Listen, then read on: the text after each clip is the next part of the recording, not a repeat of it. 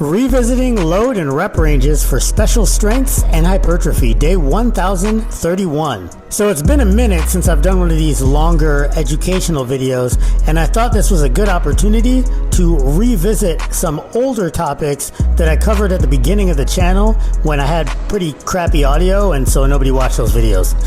Now the easiest way to go about this is to reference 1 rep maxes and percentages of 1 rep maxes, but since not everybody is a pure strength athlete like a weightlifter or a power lifter, to reach the broadest audience, we're going to talk about this in terms of rep ranges and kind of fill in what the loading should look like at those rep ranges. So for reference, our entire range fan is going to go from 1 single rep to roughly about 30.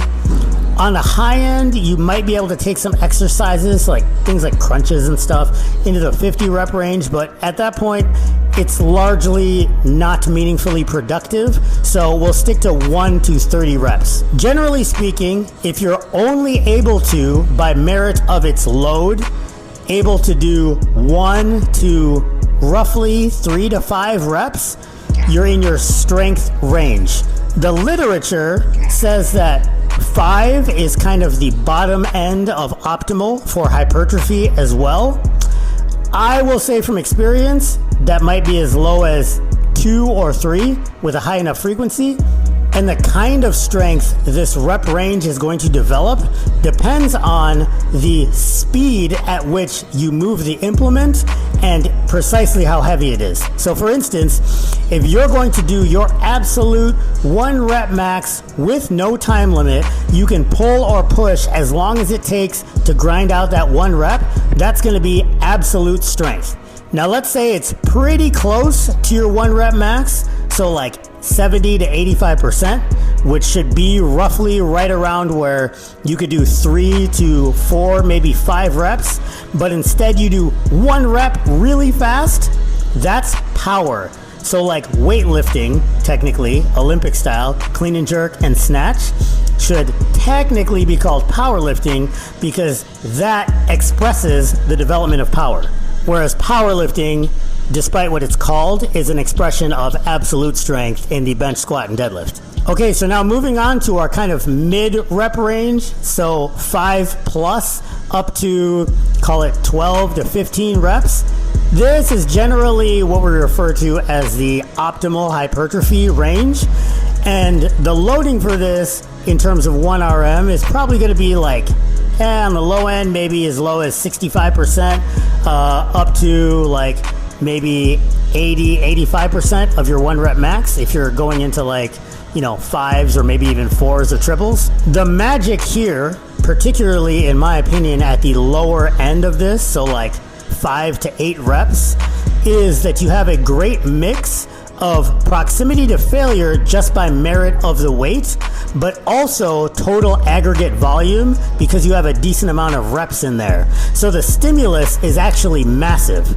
Now, this is also the general rep range for most sport-related strength and conditioning, particularly in the off-season when you're just trying to build general resilience and physical capacity.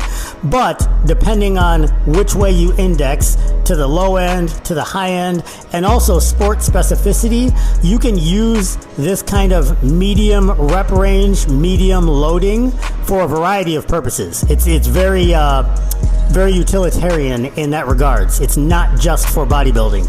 And then of course, moving past the 12 to 15 rep range up to around 30, although like I said at the beginning of the video, we can push it out to 50 for certain movements, is your strength endurance rep ranges. So now common sense would dictate that if you can do 20, 25, 30 reps of a thing, you're reasonably far from your 1 RM. So the majority of the stimulus here is number 1, the repetitions, but also just accumulation of fatigue because you got to do so many. You can also, depending on the movement, particularly if it's a compound movement or involves just a lot of moving around like jump squats or burpees or something like that, or even low weight, high rep Olympic lifts like in a CrossFit-y type thing, there can be a major cardiovascular component as well. This rep range is not for toning, contrary to what many people seem to think. It doesn't make you any more toned. What it does is it makes you certainly more fatigue resistant. This is also a great option for rehabilitation because it's easier to meter the stresses on a damaged area, muscle or joint, as well as get a ton of blood to that area to speed up the healing process. And then, of course, from an athletic perspective, there are certain sports where more of a strength, endurance type of support activity, support training might be more conducive than focusing entirely on power, for instance.